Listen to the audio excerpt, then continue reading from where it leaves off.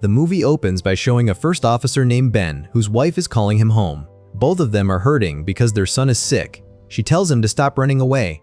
Nearby, a passenger named Dan stands in the middle of the airport as smoke rises from a faulty charging cable. He slips a power bank into his red bag, even though carrying it this way is strictly prohibited in checked baggage.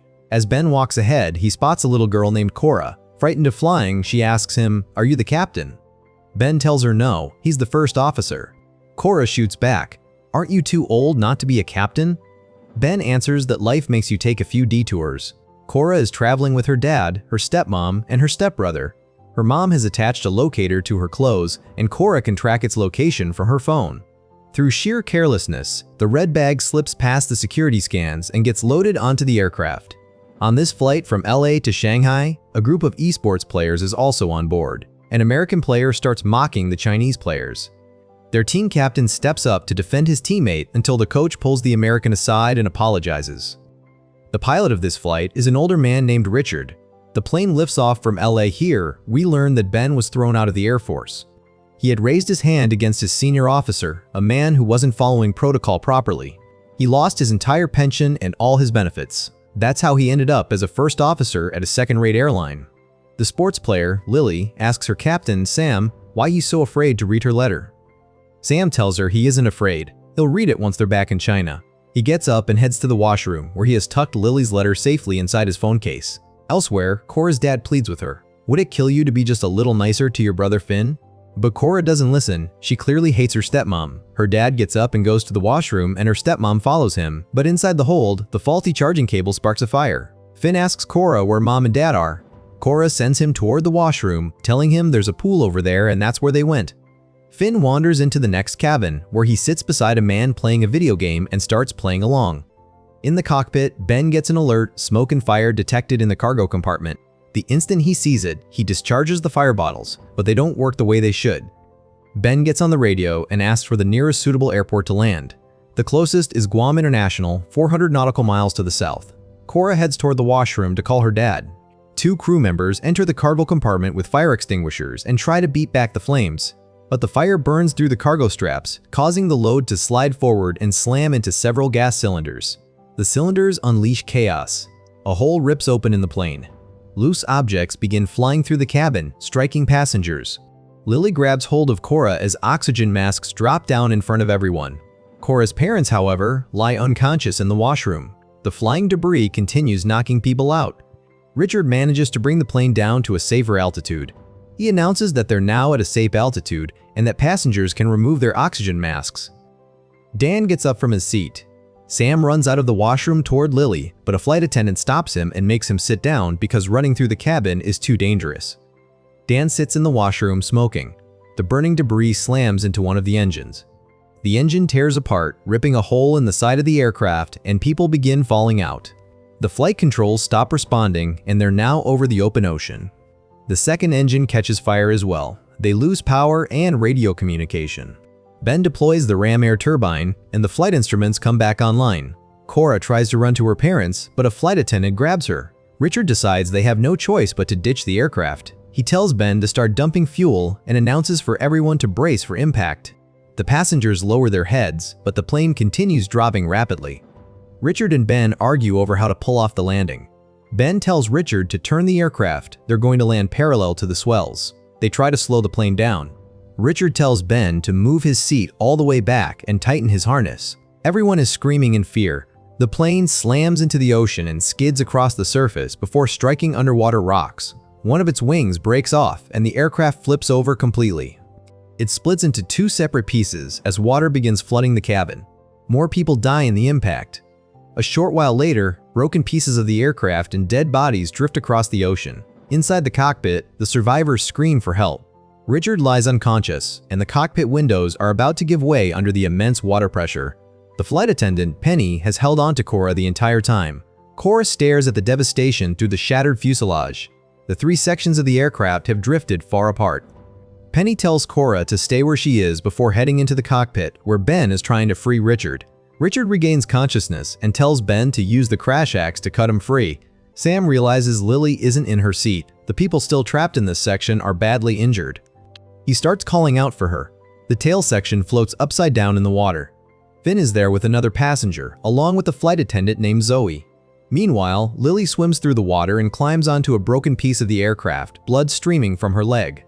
Back in the cockpit, Ben still can't free Richard, and the cockpit windows could give way at any second. Ben can't bring himself to cut off Richard's leg because he knows Richard would bleed to death. Richard tells him to shut the cockpit door and get out so the flooding remains contained in the cockpit instead of spreading through the rest of the aircraft. As Ben leaves, Richard reminds him to check his harness. Ben looks out at the devastation. In the tail section, most of the passengers are already dead as the entire section hangs upside down beneath the water. Inside the washroom, Finn's stepmother regains consciousness and wakes Cora's father. But the instant they open the washroom door, water rushes in. Richard remains in the cockpit, staring at a photo of his family. Moments later, the cockpit windows shatter and the rushing water sweeps him away. In the tail section, an elderly woman named Becky still has a pulse. She regains consciousness. The survivors realize they'll have to climb higher because the water level is steadily rising. Every aircraft carries an ELT and emergency locator transmitter. It should be located in the aircraft's midsection. Ben needs to find out whether it activated automatically after the crash. To do that, he'll have to swim to the midsection. He decides to make the swim, leaving the life raft behind for Penny and Cora. But Penny insists on going instead because she's a strong swimmer. Cora begs to come with her, desperate to find her parents and Finn. Penny tells her to stay where she is and look after the raft. After Penny dives into the water, Cora spots sharks circling nearby. She screams a warning, but Penny is too far away to hear a single word. Ben throws the life raft into the water and he and Cora head toward Penny. Meanwhile, the survivors in the tail section are only alive because they're trapped inside an air pocket.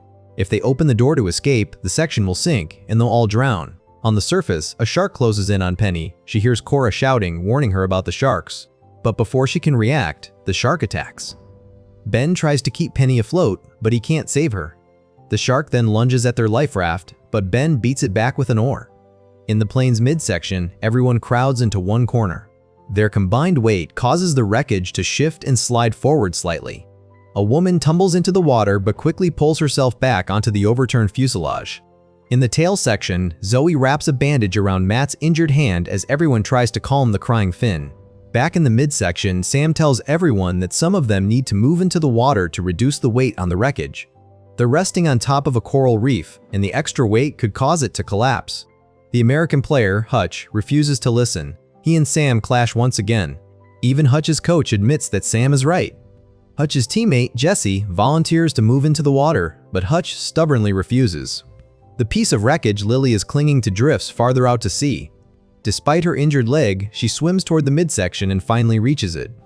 Sam is reunited with her, but at that very moment, a shark attacks the coach. Jesse dives in to save him, but he too falls victim to the shark. Hutch immediately blames Sam for everything and begins beating him. Just then, Ben arrives and pulls Hutch away. Back in the tail section, Zoe says she can swim down and look for a way out. Matt insists on going instead, even though he has a broken wrist. Becky begs him not to, but he slips into the water with only one good hand. He manages to swim beneath the wreckage and reaches the surface. He starts screaming for help. There, he finds Cora's father, only to watch a shark devour him moments later. Matt continues shouting for help. Back in the midsection, Ben tells everyone they're lucky to be alive. There were 293 people on the plane, but now he can count only about 30 survivors. At least they have life rafts. Ben searches for the ELT while Cora desperately looks through the wreckage for her father. Ben finally activates the ELT and hands it to Dan to hold. Moments later, he rushes off to save Cora from a shark circling the opposite side of the wreckage. During the chaos, one of the life rafts drifts away and water begins flooding the midsection. Dan accidentally drops the ELT into the ocean. Meanwhile, Sam has drifted away on his own, clinging to a floating suitcase. He lays the unconscious Hutch on top of it to keep him afloat. When Ben returns and asks Dan for the ELT, Dan admits he dropped it into the water. He shrugs and says that if it was so important, Ben should have held onto it himself. Cora spots Sam drifting farther out to sea. Ben realizes he'll have to rescue them as well. Just then, several sharks begin circling them. Now Dan refuses to take the life raft any closer. He doesn't want to risk his own life. Dan punches Ben, blaming him for everything that has happened. Ben punches him back and tells him they're going to rescue Sam and Hutch. He's taking Dan with him. Sharks are circling Sam and Hutch, but Ben reaches them just in time and saves them both. Meanwhile, in the upside-down tail section, they can no longer wait for Matt to return. Becky refuses to leave. She tells Zoe to take Finn and save him. Zoe promises she'll come back for her. Zoe and Finn move forward and soon come across Matt's dead body. They continue until they reach the ocean's surface. Nearby, an unopened life raft has drifted within reach. Just then, Lily spots a plane flying overhead. Everyone waves frantically for help, but the aircraft passes by without seeing them. Zoe opens the life raft and is just about to lift Finn into it when sharks suddenly attack. Fortunately, the sharks begin fighting each other instead. Zoe quickly gets Finn safely into the raft before climbing in herself with a badly bleeding leg. Moments later, she loses consciousness. Finn cries out for help. He's completely alone now. Suddenly, the raft starts shaking from below. Finn leans over the edge to look, and a shark slams into the raft. He nearly falls into the water and ends up dangling over the side. Back in the upside-down tail section, the water has risen to Becky's neck. She thinks of her granddaughter and quietly prays that God will fill her life with happiness. Just then, a rescue helicopter arrives and begins searching the area. The rescue team also contacts a nearby Chinese fishing vessel, informing them that a passenger plane has crashed close to their location and asking them to help rescue the survivors. Hutch notices the way Sam keeps looking at Lily. He tells Sam to just confess his feelings. But Sam says he never did because the team has a strict rule forbidding players from dating each other. Hutch laughs and says nobody actually follows that rule. Cora has finally accepted that her family didn't survive. Her father had asked her to look after Finn, but she couldn't, even though he's only 7 years old. Ben tells Cora that his own son is 7 as well. He shows her an old photograph of him. At that moment, the rescue helicopter heads toward them. A rescue swimmer begins descending into the ocean. Ben frantically waves his arms and shouts, but the crew can't hear his warning. The instant the rescue swimmer hits the water, a shark attacks. The crew immediately starts pulling the swimmer back up, but the shark leaps out of the water and snatches the rescuer in its jaws. The rescue cable is still attached to the swimmer, dragging the helicopter into an uncontrollable spin. It crashes into the ocean, and the impact flips the survivor's life raft. Everyone is eventually pulled back onto the raft.